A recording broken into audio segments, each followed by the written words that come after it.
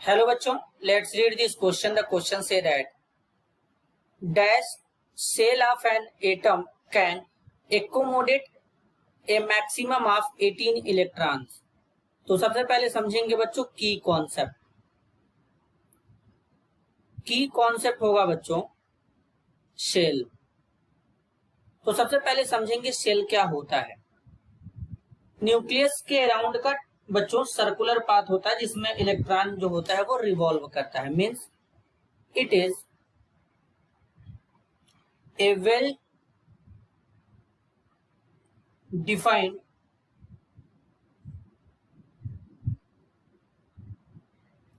circular path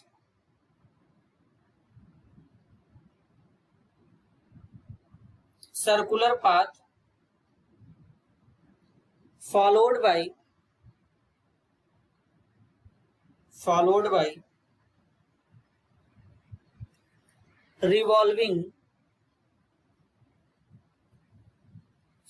by revolving electron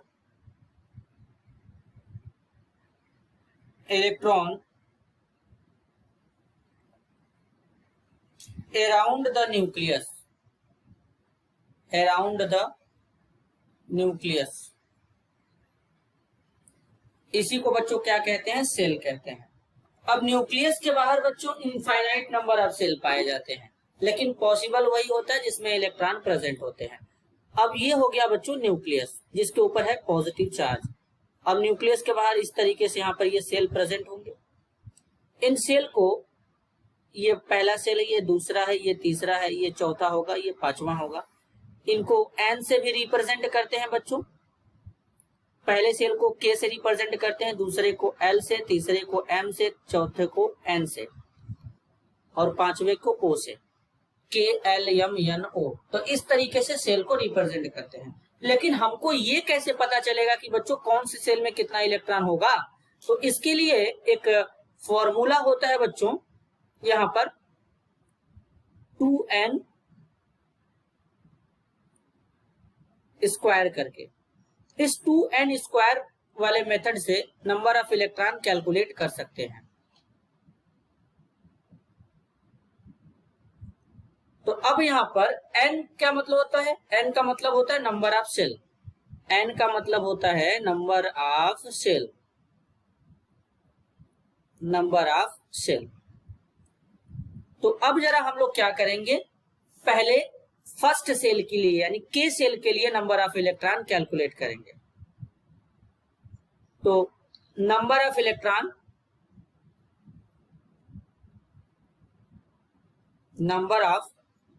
electron for के cell. तो के सेल के लिए अगर हम नंबर ऑफ इलेक्ट्रॉन कैलकुलेट करेंगे तो 2n स्क्वायर हो जाएगा बच्चों। यहाँ पर n का वैल्यू क्या रखेंगे? 1 रखेंगे क्योंकि पहला सेल है। तो यानी क्या होगा बच्चों, यहाँ पे 2 इंटू 1 यहां पर हो जाएगा बच्चों। तो बेसिकली बच्चों यहाँ पे क्या होगा, इस तरीके से होगा 2। तो यहाँ पर 1 का जब स्क्वायर करेंगे बच्चों 1 आ जाएगा, मल्टीप्लाई करेंगे 2 में तो कितना इलेक्ट्रॉन होगा? 2 इलेक्ट्रॉन यहाँ पे होगा। ई के पावर ई माइनस लिखा जा रहा है बच्चों, इसका मतलब है 2 इलेक्ट्रॉन। इसी तरीके से बच्चों हम लोग क्या करेंगे, के के बाद एल के लिए कैलकुलेट करेंगे number of electron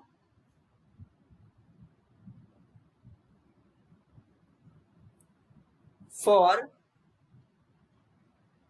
N shell. यहां पर है बच्चों एल, पहले एल के लिए कैलकुलेट करेंगे।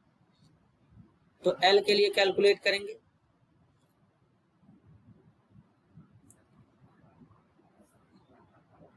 तो यहां पर क्या होगा बच्चों, फिर से वही फॉर्मूला लगाएंगे 2n स्क्वायर। तो 2 हो जाएगा, सेकेंड सेल है तो n का वैल्यू यहां पर कितना रखेंगे बच्चों? 2 रखेंगे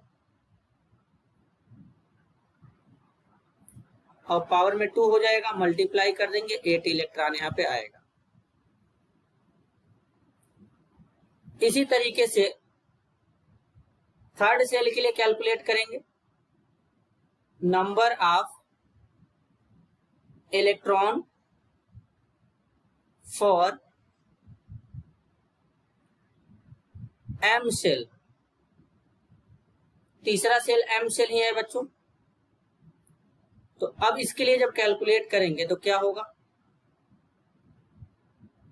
2n स्क्वायर का फॉर्मूला लगाएंगे तो क्या होगा, 2 इंटू एन का वैल्यू क्या रखेंगे, 3 के स्क्वायर हो जाएगा, तो टोटल इलेक्ट्रॉन कितना आ जाएगा, 18 इलेक्ट्रॉन आ जाएगा बच्चों। तो बेसिकली 18 इलेक्ट्रॉन किसके लिए आ रहा है बच्चों, एम सेल के लिए आ रहा है। तो यहाँ पर क्या फिलअप करेंगे, M shell of an atom can accommodate a maximum of 18 electrons. This is your answer. I hope you understood it well. All the best.